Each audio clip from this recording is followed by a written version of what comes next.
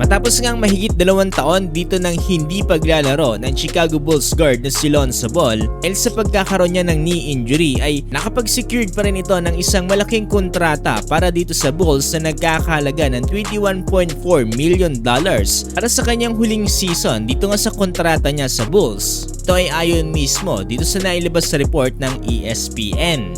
Matapos ngang sumailalim dito ng 3 beses na surgery dito ni Lonzo Ball sa kanyang left knee kung saan nagkaroon ng cartilage transplant itong 2023 ay mayroon daw maliit na tsansa na maaari na natin siya makita for the next season dito sa NBA.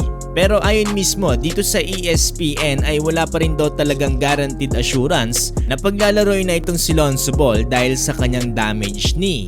Sa ngayon ay 26 years old na itong si Lonzo Ball na kung saan nagkaroon ng $80 million deal ilang parte ng sign and trade dito nga sa New Orleans Pelicans nitong summer 2021. Dito ay naging smooth naman ang lahat at nagkaroon din ng malaking ambag dito si Lonzo Ball para dito sa Chicago Bulls. Dito nga sa Eastern Conference itong 2021 to 2022 season ay nag-average siya ng 13 points, 5 rebounds and 5 assists with 1.8 steals. Sa loob yan ng 35 games na kanyang nilaro bago siya magkaroon ng knee injury.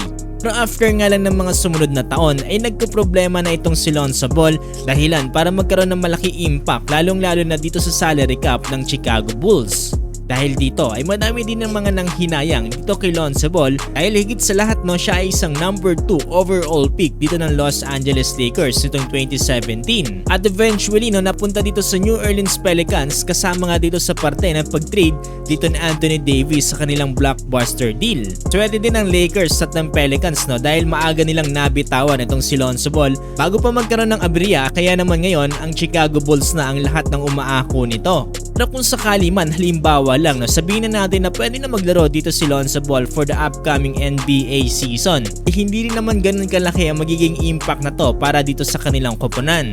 Siyempre halos ilang taon na rin siyang hindi nakakapaglaro bilang isang pro. Although nandun pa rin yung skills at talent, nandun na tayo pero hindi pa rin talaga to magiging malaking impact para dito sa koponan ng Chicago Bulls. Ngayong NBA season ay naging pang-siyam dito ang Chicago Bulls sa Eastern Conference na kung saan nakapagtala ng 39 wins and 46 losses. Bukod pa dyan, dahil din sa injury na natamo nito ni Lonzo Ball ay tsak na magiging malaking epekto to sa kanyang mga laro. Imagine nyo na lang yung nangyari dito kay Derrick Rose. Dahil sa kanyang mga injury ay naging malaking epekto to sa kanyang game performance. Naman hindi na rin ako magugulat na balang araw ay unti-unti na rin mag-fade itong si Lonzo Ball. Bata pa naman siya at malaki pa yung recovery time niya. Pero syempre hindi rin naman pwedeng habang buhay nilang maghihintay dito ang mga NBA teams. Dami ba naman ng mga talents na pumapasok every year? Bakit pa sila magsasayang ng oras dito kay Lonzo Ball? Pero yun nga kahit gustuin man ngayon ng Chicago Bulls na i-trade itong si Lonzo Ball, ay sino nga ba namang NBA team ang makikipag-trade sa isang injured player?